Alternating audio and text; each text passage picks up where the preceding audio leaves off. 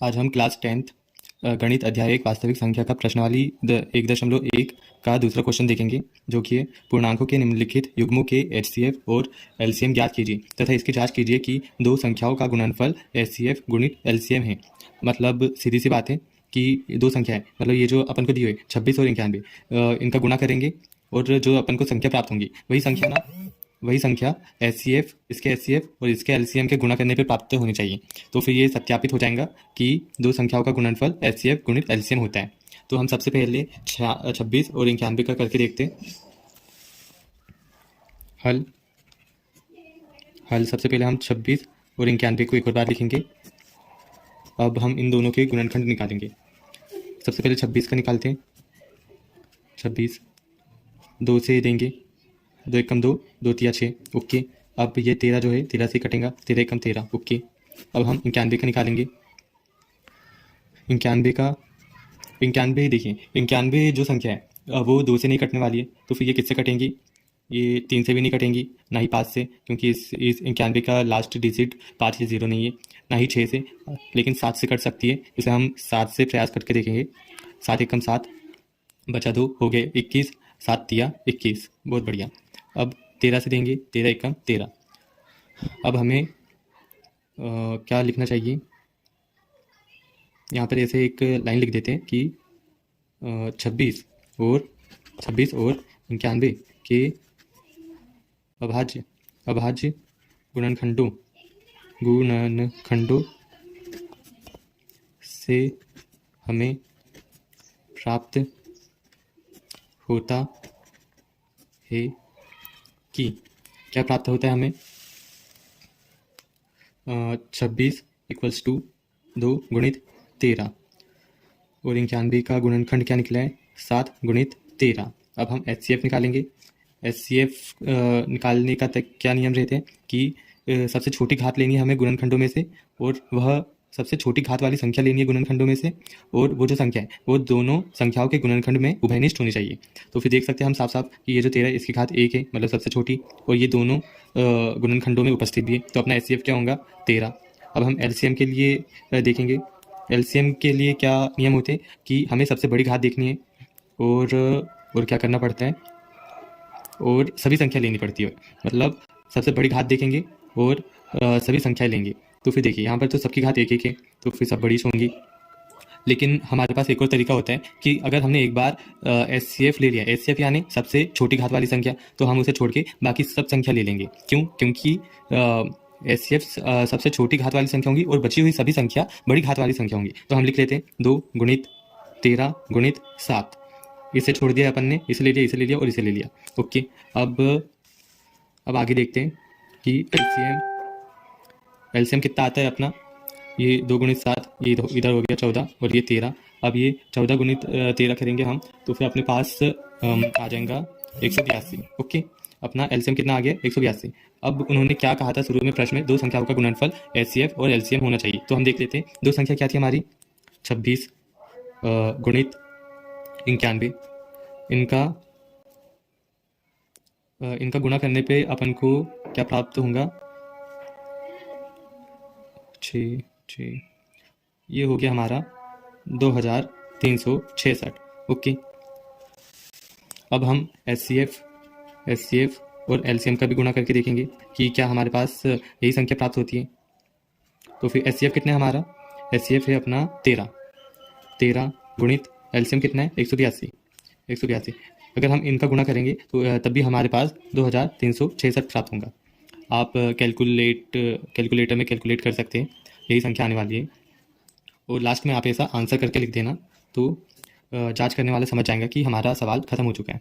अब हम बाकी के 2 सवाल देखते हैं। यहाँ पर हल।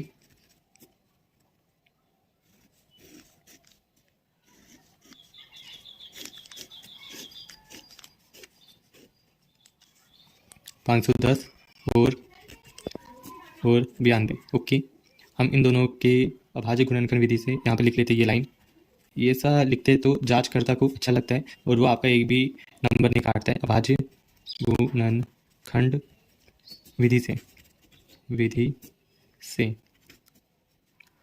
तो देखिए 510 का निकालेंगे सबसे पहले। 510 संख्या किससे कट रही है? 2 से कटते हुए दिख रही है। 2 दूनी 4 बचा 1 हो गया 11, 2 पंचे 10, फिर से 1 बचा 0 के सारे के 10 हो गया, तो फिर हो गया 2 पंचे 10। अब देखिए लास्ट में 5 है, मतलब 5 से कटेंगी, 5 25, 5 एकम 5। अब मेरे ख्याल से ये 3 से कटेंगी, क्योंकि देखिए ये 3, 3 एकम 3 बचा 2, 1 के सारे के हो गया 21, तो फिर 3 7 21। अब आप बताइए कि ये 17 किससे कटेगा? 17 17 से ही कटेगा, 17 एकम 17। ओके, अब हम 92 का भी निकाल लेते हैं। 92 संख्या किससे कटते हुए दिख रही है? 2 से। 2 चौक 8 बचा 1, हाँ हो गया 12, 2 ही छंग 12, फिर से 2 से कटते हुए दिख रही है। 2 दूनी 4, 2 तिया 6, और अब 23 आ चुका है। 23 संख्या 23 से कटेंगी। अब जिस प्रकार मैंने यहाँ पर ये इतना मटेरियल लिखा है वही आपको, चलिए मैं लिख देता हूँ। 510 और 92 के अभाज्य गुणनखंडों से हमें प्राप्त होता है कि क्या प्राप्त है हमें? 510। ओके, 510 के गुणनखंड क्या निकले? 2 गुणित 5 गुणित 3 गुणित 17। ओके, और ये कहाँ गया? 92 इक्वल्स टू इसके क्या निकले? 2 गुणित 23। ओके, 92 को और अच्छे से लिखा जा सकता है, 2 की घात 2 करके गुणित 23। अब इसका एचसीएफ कितना आ रहा है? एचसीएफ का नियम क्या था कि सबसे छोटी घात लेनी है और उभयनिष्ठ संख्या लेनी है। सबसे छोटी घात वाली संख्या और वह संख्या उभयनिष्ठ होनी चाहिए, मतलब दोनों गुणनखंडों में होना चाहिए। तो फिर देख सकते हैं हम कि हाँ, ये जो 2 है, ये 2 इसमें भी है, इसमें भी है, और इसकी घात 1 है। तो हम याल्ला ले लेंगे एचसीएफ के लिए। या क्या 2 एलसीएम क्या आएगा? एलसीएम का क्या नियम रहता है कि सभी बड़ी घातों वाली संख्या को लेना पड़ता है। हाँ, सभी मतलब दोनों गुणनखंड की सबसे बड़ी घात वाली संख्या को लेना पड़ता है। तो फिर ये अपन ने एचसीएफ निकाल लिया, मतलब ये सबसे छोटी घात है, तो बाकी बची हुई सभी संख्याएं क्या होंगी? बड़ी घात वाली संख्याएं। तो हम इन सबको लेंगे, तो लिख लीजिए 5 गुणित 3 गुणित 17 गुणित 2 की घात 2 गुणित 23। ओके, एलसीएम ये 15 गुणित 17 गुणित 4 गुणित 23 एलसीएम। देखिए अब इनका गुणा भाग करना होगा। ये 15 गुणित 17 को जैसा का वैसा रहने देते हैं। अभी ये 4 के 12 का 2 हासिल का 1 8 9, ठीक। एलसीएम अब 15 17 92,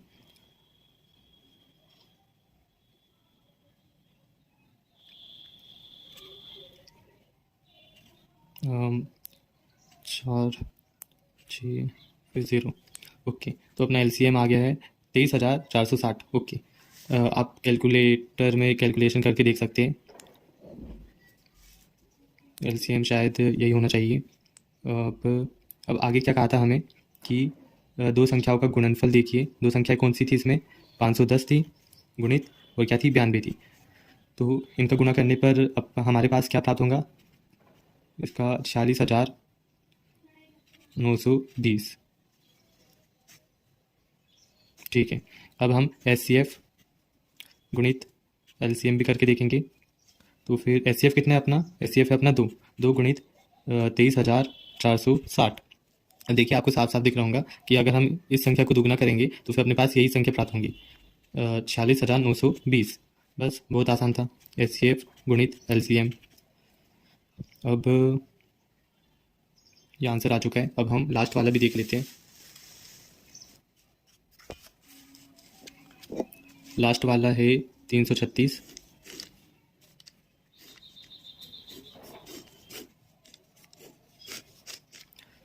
हल क्या होगा? 336 और 54। यहाँ पर यही लाइन लिख देते। अभाज्य गुणनखंड विधि से, अभाज्य गुणनखंड विधि से 336, इसे भी लिख लेते हैं 54।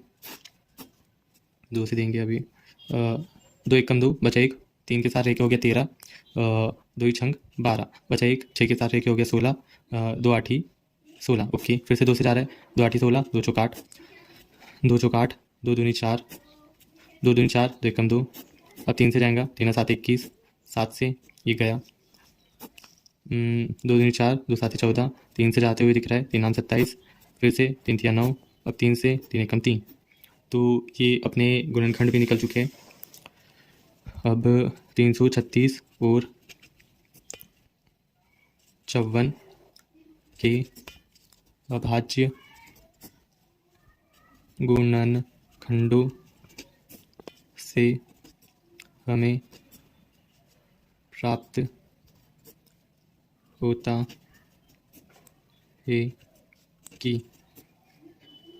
क्या प्राप्त होते हैं हमें 336 इक्वल्स टू यहाँ पे कितने 1 2 3 4, 2 की घात 4 गुणित 3 गुणित 7 और 54 2 गुणित 3 की घात 3 है। ओके, ये 5 नहीं है, ये 3 अच्छे से बना नहीं जा रहा। ओके, अब हम इसमें से HCF निकालेंगे। HCF की क्या नियम परिभाषा थी कि सबसे छोटी घात और वह दोनों गुणनखंडों में उभयनिष्ठ होनी चाहिए। तो फिर आपको क्या दिख रही है? मुझे तो ये 2 दिख रही है क्योंकि इसकी घात 1 है और ये इधर भी उपस्थित है, तो 2 ले लिया अपन ने। गुणित में मुझे ये 3 भी दिख रहा है, ये इसमें भी उपस्थित है और इसकी घात सबसे छोटी है, तो 1 ये ले लिया, हो गया 3। मतलब अपना HCF कितना आ गया? 6 आ गया। अब हम LCM निकालेंगे। देखिए, LCM निकालने का एक तरीका बताता हूँ कि जो आपने HCF के लिए जो संख्या लिया ना, उसे छोड़ के ना बाकी सब संख्या ले लो गुणनखंड की। तो फिर ये 2 की घात 4 हो गया, गुणित 7 ले लिया, गुणित 3 की घात 3 ले ली। हो गया ना? ठीक है। तो फिर LCM अगर इनका गुणा भाग भी करना होगा तो LCM इक्वल्स टू आएगा 2 4 2 4 4 चौक 16 गुणित 7, ये गुणित क्या है 27। हाँ, ओके, ठीक है। LCM मैं इसका डायरेक्ट गुना करके आपको बताता हूँ। ये अपना 7 36 6 3 हासिल का 1 नहीं सॉरी 3, तो ये अपना आ जाएगा 3024। LCM भी अब हमारे पास प्राप्त हो चुका है। अब हम क्या करेंगे? अब हम दोनों संख्याओं का गुणनफल देखेंगे। 336 गुणित 54। कैलकुलेटर में आप कैलकुलेशन करके देख लेना, क्योंकि अगर मेरा गलत हो जाए तो फिर कैलकुलेटर तो गलत हो नहीं सकता। तो फिर इसका आएगा 18,144। ठीक है। अब हम HCF और LCM का भी गुणा करके देख लेते हैं। इसका भी, अरे कहाँ गया? HCF कितना है अपना? 6 है, गुणित LCM अपने पास है 3024। इन दोनों का गुणा करेंगे तब भी अपने पास 18,144 आ जाएगा। अब लास्ट में एक, अभी ये तीनों जो हमने सवाल किए उसमें मैंने लास्ट में एक लाइन नहीं लिखी थी, मुझे अभी याद आई है। तो फिर ऐसा आप लिखोगे तो अच्छा लगेगा कि अतः इसमें काय का यूज़ करना है। इसमें ये दोनों संख्या लिखनी है। क्या थी इसमें? 336 और 54 का गुणनफल HCF गुणित LCM होता है। यदि आप ये लाइन को इधर लिखेंगे तो ये संख्या को बदल देना, इसमें जो संख्या दी रहेंगी उसे लिखना और इधर भी ऐसे करना।